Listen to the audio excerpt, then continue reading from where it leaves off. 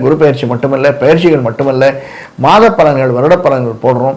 Important சில சனியினால் ஏற்படக்கூடியவைகள் அல்லது ஒவ்வொரு ராசிக்காரர்களுக்குமான இது அல்லது இந்த கிரகம் இருந்ததுன்னா இந்த கிரகம் என்ன ஏற்றத்தை கொடுக்கும், இந்த இடத்துல இருந்தால் என்ன ஏற்றத்தை கொடுக்கும், இப்படியெல்லாம் காணொலிகள் இருக்கு. கட்டாயம் போய் பாருங்க. இதெல்லாம் உங்களுக்கு நிச்சயமாக ஒரு தூண்டுதலை தரும் என்பதில் சிறிதும் சந்தேகமில்லை.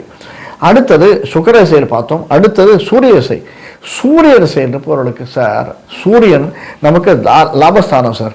கிட்டத்தட்ட நம்முடைய 10ஆம் இடத்தினுடைய சூரியனுடைய வீடு. இந்த சூரியனுக்கு சனிக்கு ஆகாது அப்படின்னா கூட சூரியனை சனி டைரக்டா பார்க்கல. ஏன்னா அதனால சூரிய திசையில் இருப்பவர்களுக்கு நிச்சயமா ஒரு ப்ரமோஷன் வரணும் சார். எழுதி வச்சுக்கோங்க. இந்த சனியினுடைய ஆதிக்கத்தில், சனியினுடைய பயிற்சியில் சூரியனுடைய ஆதிக்கம் இருப்பவர்கள், சூரியன் நல்ல ஸ்திதியில் இருந்தார்னா,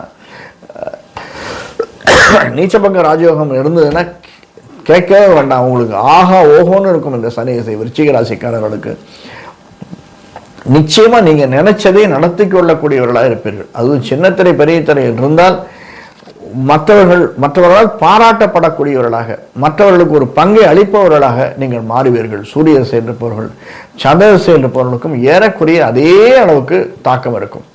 சூரிய சந்திர திசையில் இருப்பவர்களுக்கு நிச்சயமாக ஒரு பெரிய ப்ரமோஷன் கிடைக்கும் சார். சூரிய திசையில் இருப்பவர்களுக்கும் சந்திர திசையில் இருப்பவர்களுக்கும் எடுத்துக்கலாம், ஒரு ப்ரமோஷன் கிடைக்கும். ஒரு ப்ரமோஷனோ ஒரு இன்க்ரிமெண்ட்டோ, வெளியில போகக்கூடியதோ, பண வரவோ, பண முடிப்போ, இதெல்லாமே கிடைப்பதற்கான சாத்தியக்கூறுகள் இருக்கு.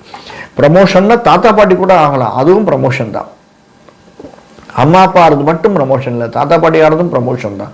நம்ம ஒரு கம்பெனிலேருந்து இன்னொரு கம்பெனி மாறிச்சா ஒரு ஹைப் கிடைக்கும்ல, அதுவும் ப்ரமோஷன் தான். அதே மாதிரி